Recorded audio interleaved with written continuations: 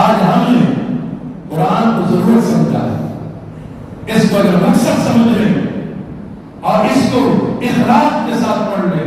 اس قرآن پاک سے اتنی محبت کہ قرآن کریم سے محبت، قرآن پاک سے، خدا کی قسم یہ قرآن اتنا پیارا کلام ہے، اتنا پیارا۔ حضرت خواجہ خواجہ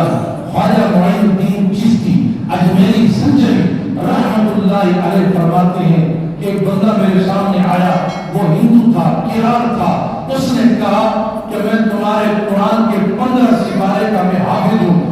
دیکھو نا میرا دین سچا ہے کہ میں نے تمہارا قرآن بھی یوز کر لیا ہے، اگر تم سچے ہوتے تو میرا دین تمہارے پاس ہوتا۔ حضرت خواجہ خواجہ نے فرمایا نادان یہ نہ کہے، نادان یہ میرا کلام ہے، یہ میری کتاب ہے، اللہ نے ہمیں عطا کی ہے، یہ ہمارا قرآن ہے جو دشمن کے گھر میں بھی جا کر اس نے اپنا ٹھکانہ بنا لیا۔ یہ قرآن کا پاور ہے، یہ قرآن کا معجزہ ہے۔ اگر تیرے قیمت میں طاقت ہے تو آپ بھی یقین کے سینے میں آ جا، ہرگز نہیں آ سکتی ہے، میرے قرآن کی طاقت ہے۔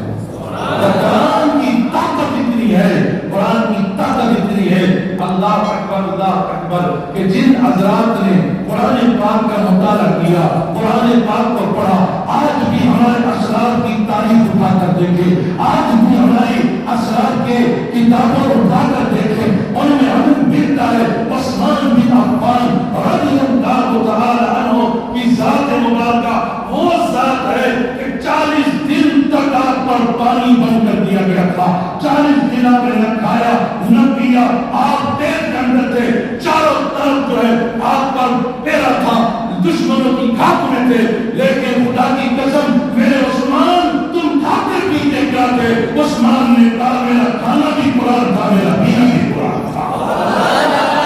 میرا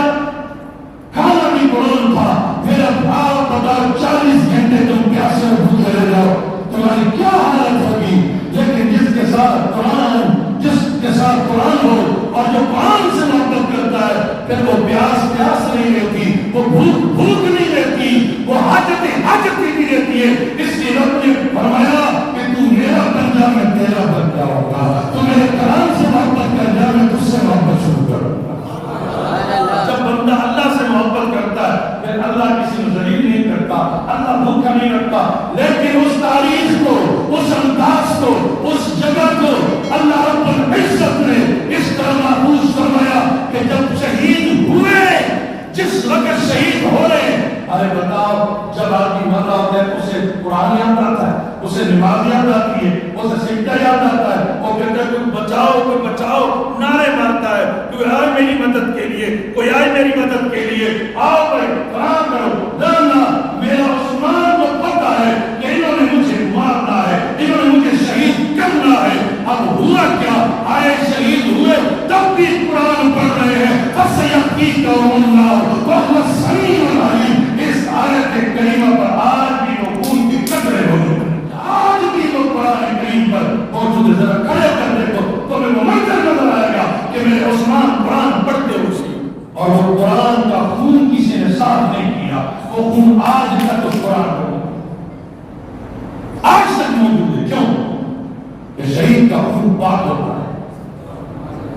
اور قرآن کی خاطر ہوا ہے، دین کی خاطر ہوا ہے، مصطفیٰ کی خاطر ہوا ہے، اسلام کی خاطر ہوا ہے۔ ہم کربلا والوں کو دیکھیں، کربلا کے میدان میں وہ بھوکے اور پیاسے رہے ہیں،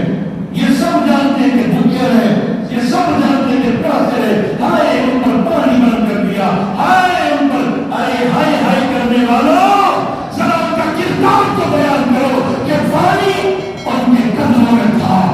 ارے آسمان سے برستا، زمین پہ ایک مارتے تو زمین سے پانی نکل جاتا، لیکن یہ وہ پانی کے لیے نہیں تھی، یہ جنگ پانی کی نہیں تھی، یہ پیاس کی نہیں تھی، یہ بھوک کی نہیں تھی، یہ کھانے پینے کی جنگ نہیں تھی، ارے نادانی تو دین کی جنگ تھی، یہ اسلام کی جنگ تھی، یہ قرآن کی جنگ تھی، یہ مذہب کی جنگ تھی، یہ عقیدے کی جنگ تھی، یہ کلمے کی جنگ تھی، یہ یزیدیت اور سیدیت کی جنگ تھی۔ یزید کھا کے کر رہا تھا، یزید پی کے کر رہا تھا، یزید سفر سالار فوجوں کے ساتھ کر رہا تھا، میرا حسین تنہا تنہا تھا لیکن شیر معلوم ہو رہا تھا، اس لیے کہ اس کے پاس کتاب اللہ تھا، اس کے پاس رسول اللہ کی محبت تھی، اس کے پاس اللہ کی مدد تھی، اس کے پاس رسول اللہ کی محبت تھی۔ حسین ابن حیدر، خدا کی قسم، جس وقت حضرت عباس انتار رضی اللہ تعالیٰ عنہ کا لاشا لایا گیا تو میرے حسین خیموں میں گئے۔ ایک خیمہ دیکھت کا زینب کا ہے، کہا حضور دوسرے خیمے میں ہوگی۔ جب زینب کو ڈھونڈا تو زینب اس وقت سر سجدے پہ رکھ کر باغ خدا بندی کی التجا کر رہے تھے۔ اس عالم میں سجدہ، اس عالم میں تلاوت۔ اور آؤ میں تمہیں آج ایک بات بتا دوں کہ کربلا کے میدان میں امام حسین نے مہلت نہیں مانگی یزیدی لشکر سے، یزیدیوں سے ایک مہلت مانگی ہے۔ سنا کہ بھی ہو سکتا ہے کہ کوئی شبارہ کی مسئلہ کیا کس لیے، کہا کہ میں مہلت اس لیے مانگ رہا ہوں کہ آج جی بھر کر قرآن کی تلاوت کر لوں، جی بھر کر مصطفیٰ پر درود بھیج دوں۔ اس کے لیے کربلا کی تاریخ اٹھا کر دیکھو کہ میرے حسین کربلا کے اندر قرآن پڑھ رہے تھے، اور یہ یقین مانو جو قرآن پڑھتے ہیں ان کی قبروں سے بھی قرآن کی آواز آتی ہے، ان کی قبروں سے بھی قرآن بھاگ کے پاکستان میں ایسے منظر آتے ہیں خدا کی قسم کہ جن کی قبروں سے بھی قرآن کی آواز آتی نہیں، جن کی قبروں سے قرآن کی آواز آتی ہے۔ تو پھر حسین تو حسین ہے نا، میرا حسین قرآن سے اتنی محبت کرتا تھا، اتنا پیار کرتا تھا، اتنا پیار کرتا تھا، سر